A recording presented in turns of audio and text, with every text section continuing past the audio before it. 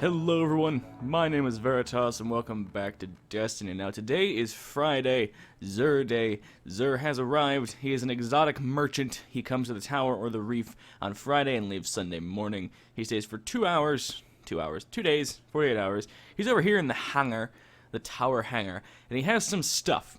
My immediate recommendation is snag this Red Death, and that's pretty much all you need. So, overall, I'm on my Titan because I want to show you guys this glass house. The glass house is my favorite exotic for the Titan.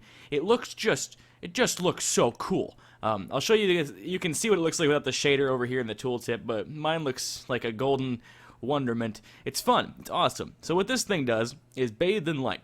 Blessing of Light and Weapons of Light last longer. So what this does is essentially, if you are on a Defender Titan and you're using Weapons or Blessing of Light on your subclass, when you leave the bubble, the buff will retain, it will stay on your character for 5 extra seconds. So it goes from 10 seconds to 15 seconds for those. It doesn't increase the efficacy of it, it just increases the duration. So you can leave your bubble and feel safer for longer. It's got okay perk rolls on it. I believe this is about an 80, 85, 86% of the possible rolls it could be. So it's not perfect, it's not wonderful, but it's here if you want it, if you need it. I'd snag it. I like this helmet, and I'm not worried about having the best of the best gear, so I'd grab it. It's a helmet that I love to death, so recommended, things like that. These next two are kind of eh. The don't touch me's are Hunter Exotic Gauntlets. This has a defensive reflex. Taking damage from a melee makes you briefly invisible. The invisibility on this is about 3 seconds, I think, probably about 3 seconds. It's very short. I don't know if I don't know if the duration increases when you have the fucking Blade Dancer subclass perk that increases your invisibility duration. I'm not entirely sure, but it lets you go invisible when you get melee, so it's kind of cool for PvE. It actually has decent reloads on it, but the stats on this thing are pretty garbage, so I would stay away from it unless you actually need it or want it. It's one of those gauntlets, it's one of those exotics you just never use, just for collector's sake, so I wouldn't bother with this, but go ahead if you want it. And then the last thing we have in the armor category is the Ram. This is an exotic Warlock helmet. This thing has Strength of the Ram, increased armor, and all Voidwalker melees trigger lifesteal on hit. So your armor overall is increased, so your player's health essentially is increased. And then all Voidwalker melees trigger lifesteal on hit. This does not mean it has to be charged. So if you just use your lifesteal or your surge melee, your charged melee, and you hit something and it explodes or whatever, and then you just have your regular melee, if you wait for the refractory period on this buff to hit, you can hit something without the charged melee, and just smacking it will actually cause your health to come back. They made this helmet really good in year 2. They didn't used to do that at all. So you can just keep smacking things with your melee, and about every 5 to 7 seconds you'll get like a life gen on it, which is pretty nice, kind of overpowered, but whatever.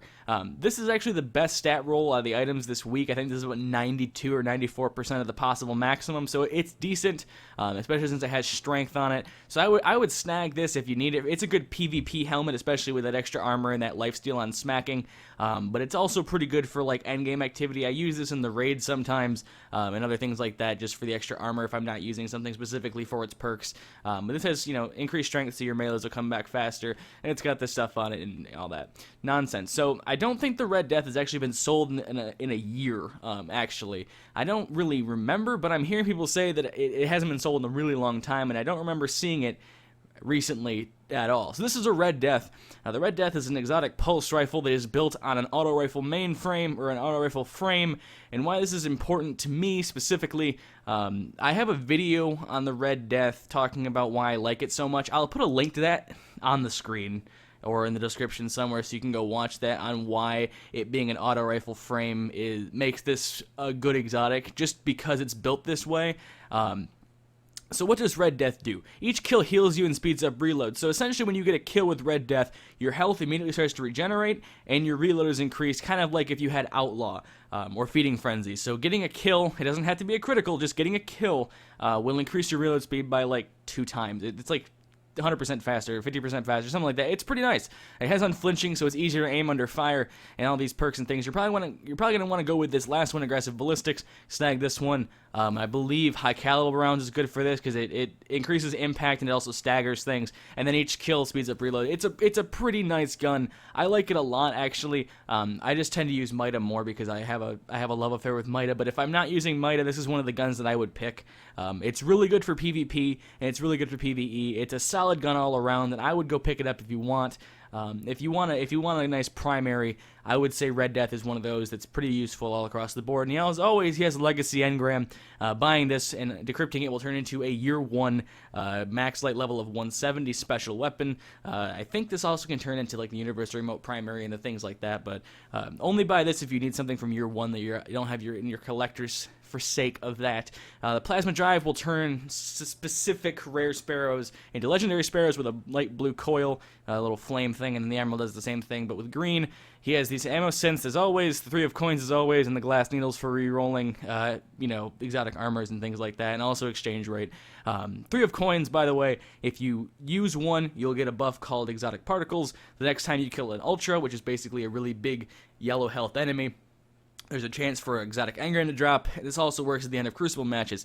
Use one. If you don't get something on the next Ultra or Crucible match completion, use another one. Wait, kill a thing, use another one. Don't use a bunch at once. It doesn't work that way. It will increase your percentages every time you kill until you get an engram to drop, and then it goes back to 0, so you can just keep doing that like that.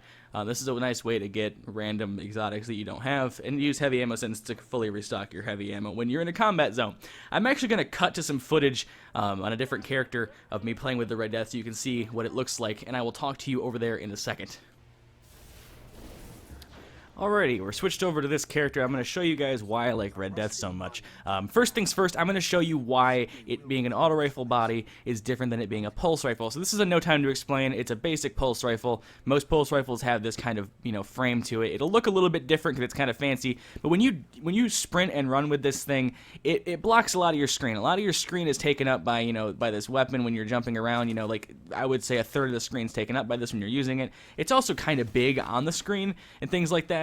So now, why is it important that Red Death uses an auto rifle body instead? Well, you'll see with the Red Death when this thing loads in, it has this frame. So when you're sprinting with it, it takes up very, very little portions of your screen, and it still works like a pulse rifle. So you end up with this nice weapon that is built like an auto rifle, takes up very little space like an auto rifle. So I'll show you a different auto rifle that isn't one of those.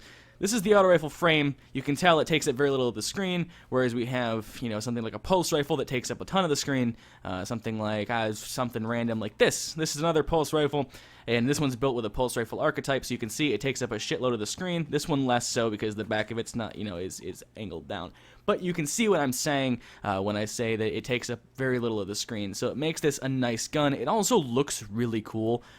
It handles very nicely, and that's your buff reload. I have reload gauntlets on this character, so I am getting a nice increase to my pulse rifle. So this is the basic reload with gauntlets on that increase your reload speed, and this is when it has the kill buff much faster. So you end up with that, and you also get that nice health regen.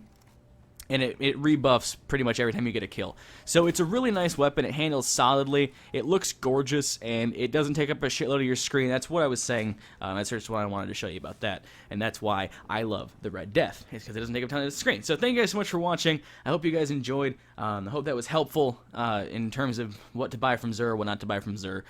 Grab the Red Death. It's a really fun gun to mess around with. So thank you guys so much for watching again. And yeah, as always, till the next video. Have a great day, everyone.